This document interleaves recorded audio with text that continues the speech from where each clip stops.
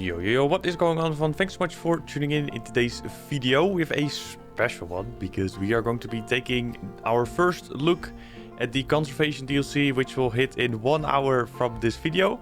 There'll be 11 AM CEST time. And when that time hits, you'll be able to use all the pieces that we're going to show in this video and also the animals that we're going to be taking our first look at. We're not going to be showcasing every item in the DLC, but mainly the brief blueprints and also the items that I personally like a whole lot. And we'll try to sort of scoop real quick over all those little goodies that are in the DLC. And that way we're able to get them going in our builds. And one item in particular is very nice because we are creating a new entrance for the zoo. And in that entrance we needed a specific piece, which we didn't really have in the game until this DLC. So I think Planet 2 heard our call for a specific item in the game because it seems like they gave this to us. So we're going to be taking the animals first, and then afterwards we're going to be taking a look at all the goodies. So let's get started.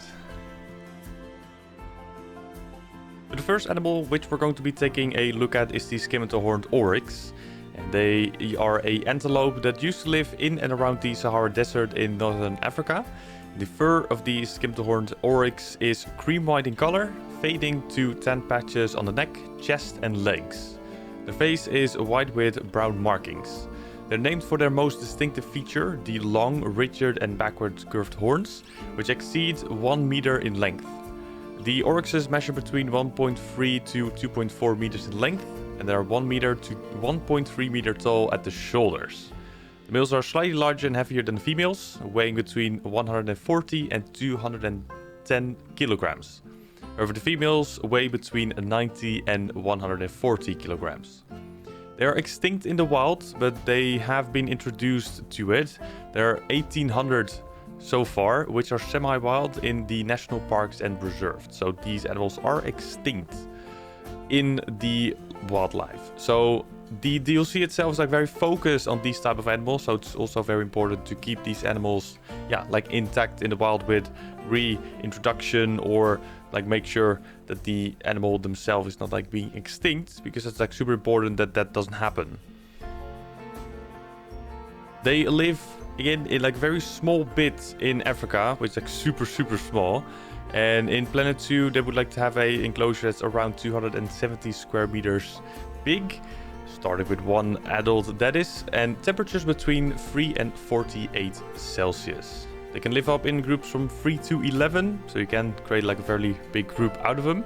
They're shy in relations to humans, and guests are not able to enter the enclosure.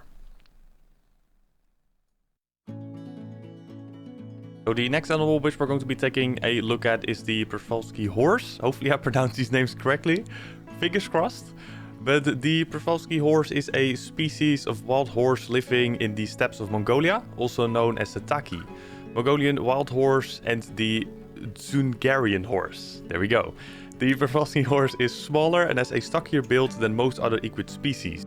It measures between 2.1 and 2.6 meters in length and stands between 1.2 and 1.5 meters high at the shoulders. The mature individuals weigh between 250 and 360 kilograms. There are currently 1,900 Purpulsky horses being reintroduced into the wild, once again semi-wild in national parks and reserves. This being marked as an endangered species. The group size in Planet 2 varies between 3 and 8, so once again you're able to make a fairly big group out of these Purpulsky horses in enclosures in your zoo. They're confident in relations to humans, and guests are not able to enter the enclosure. They live in areas in Asia, which once again are very small, they're super limited, and they would like to have a starting enclosure from 575 square meters. So it needs to be somewhat big, or at least a little bit bigger than the Oryx, that is.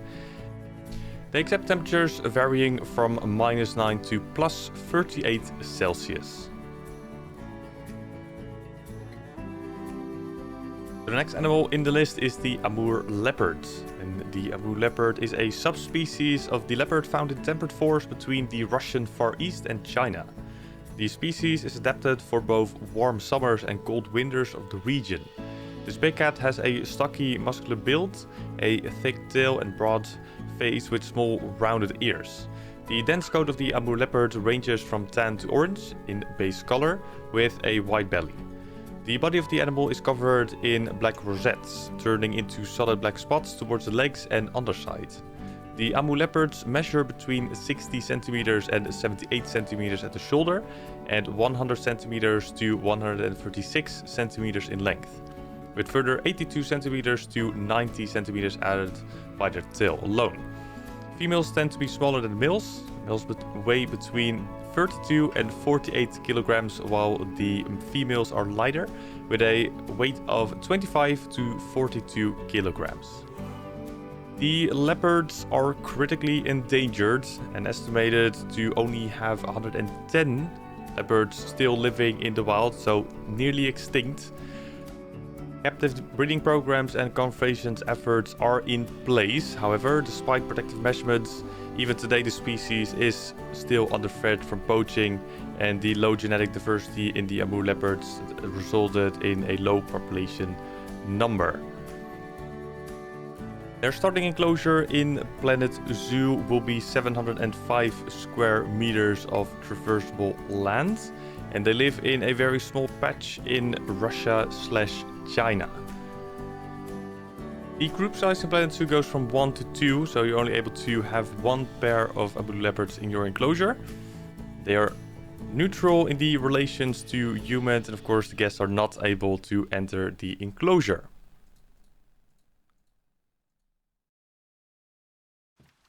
So the last enclosure animal which we're going to be taking a look at is the siamang. And the siamang is a species of gibbon living in the rainforest of the Malay Peninsula and Indonesian island of Sumatra. Their body is covered in all black shaggy fur, which is thinner and grey on their faces. The siamangs have very long arms. Their arms are spanning approximately measuring twice their body length, the short, sturdy legs and no tail. One of their most prominent features is the throat sac under their chin, which inflates during their distinctive vocalizations. Typically, siamangs are 75 to 100 centimeters tall, weigh between 10 kilograms and 13 kilograms. The siamang are listed as endangered animals, and the population in the wild is unknown. Their natural enclosure size starts from 305 square meters of traversable land and 80 square meters of climbable space. The group size in Planet Zoo starts from 2 to 6, so you get like a smaller group in size going in a enclosure in Planet Zoo. They're confident in relations to humans, and the guests are not able to enter the enclosure. As you can see, the clip in the background of the siamang is actually with sound. It's captured in a different program, and therefore the quality is also a little bit different. But here you can really like hear the vocalization that the siamangs have and do, and sort of like act with each other. And when one starts, others will follow. And this is a very neat feature in Planet Zoo, what they added as well to like have that sort of realism going on, which is super cool. So I thought it would be nice to show and let you guys hear that too, on how that sounds in Planet Zoo if you have the siamang inside your zoo. So it's quite nice.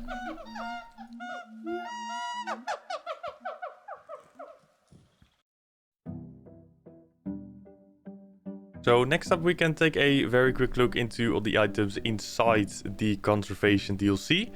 Again, we'll not like show every single bit, but just like a couple of them and a couple of cool pieces, that is. So we like receive a couple of the blueprints. So for example the restaurant and all the other blueprints in the back.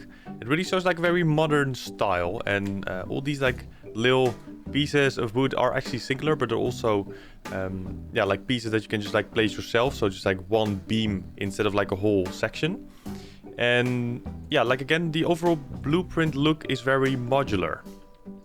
So I personally really like that, because that's kind of the way that we like build things as we speak.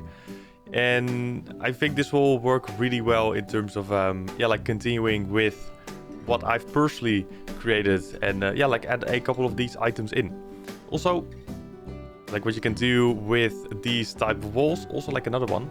So you have like the wooden pieces on like those ones, Then we also have sort of like a cement that you like see every now and then on like Facebook videos, for example, where they create like houses with a like a cement pistol. Yeah, like, I'm not quite sure how that's sort of called, but it's like a robot that places cement in layers, and then you can create like one of these walls. Like that's pretty much how it looks like anyway. So yeah, again, I'm not quite sure how the what the name is, but yeah, like these are the ones that we get from that pack too. Also a couple of foliage items, and the grasses that we have going here, they're all separate, but you're able to like intertwine them together to make one sort of style in foliage. So yeah, like it has grass but also flowers together. If we unpause the game, they don't really move that much. They do like slightly, but it's very like not really noticeable, but they do move ever so slightly. As you can see, we have like different grasses together, which once again can be created into a singular one, so that's quite neat. And also like another thing I wanted to show real quick is this gate, because normally we would have had like the bigger gates, but right now in the conservation DLC we'll have a smaller version, which will be yeah, very nice in terms if you have a enclosure with small and like low walls, you can also accommodate that with a small gate now, which is very nice. Then with the other pieces, we go back this way, are also in the conservation DLC. Again, not every single one of them, but it took like a randomized pick of items here and there. So a couple tools.